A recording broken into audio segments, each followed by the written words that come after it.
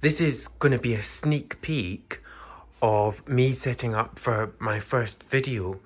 So I've got my tripod there with the little iPhone attachment because the iPhone can shoot in 4K 60 now.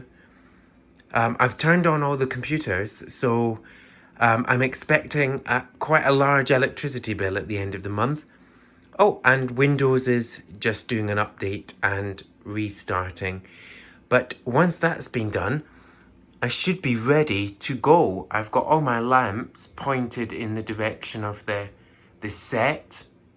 So it's nearly time to start filming my first YouTube video.